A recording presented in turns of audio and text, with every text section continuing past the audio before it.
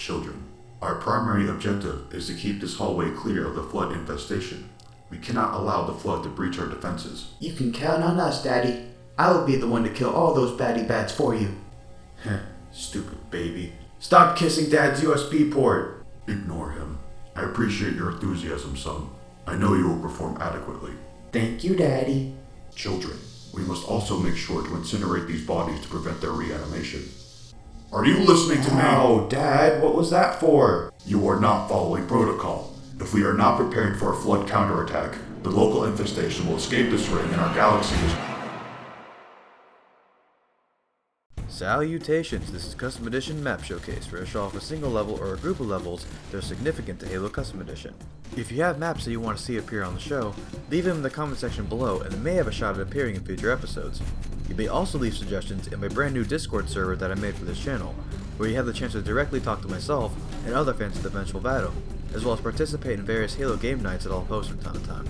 Since today is HALOween, this will be a horror-themed episode based around everyone's favorite enemy to fight, the Flood! So this is mostly a bonus episode in itself.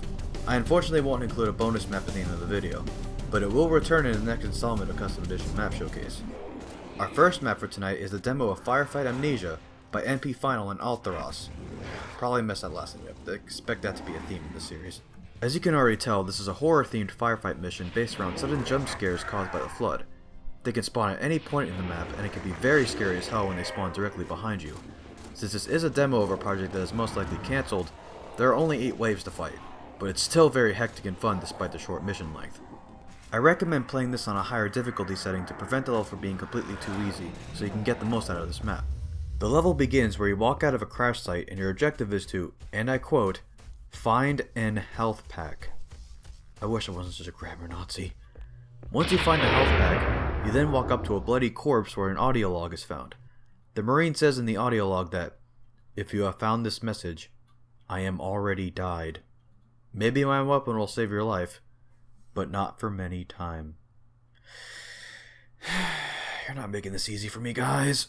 Once you're done listening to the audio log, a conveniently floating assault rifle is available for your use, and your struggle against the Flood begins.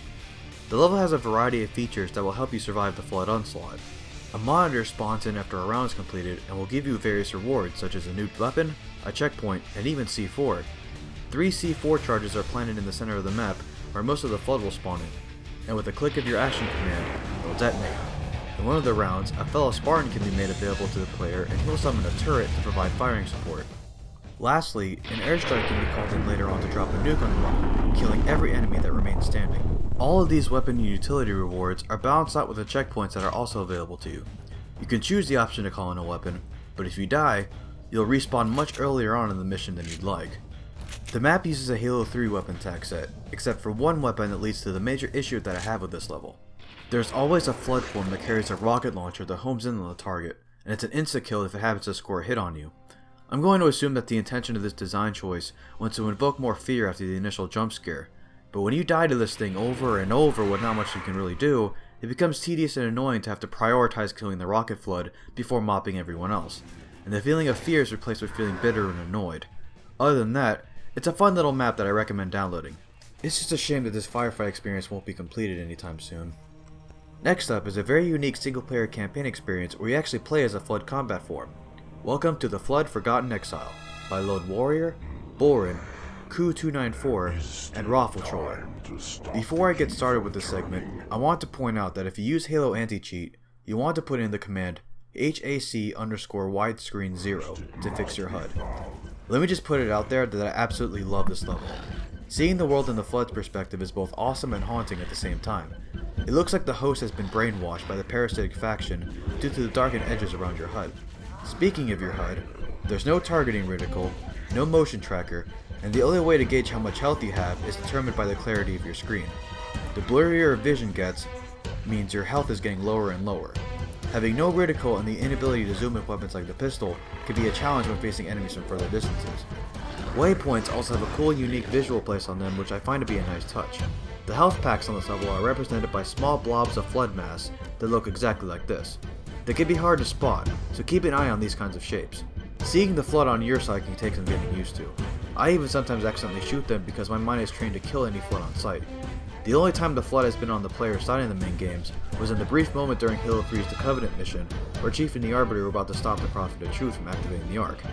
Now, we get to experience an entire mission with the Flood's leads to the player.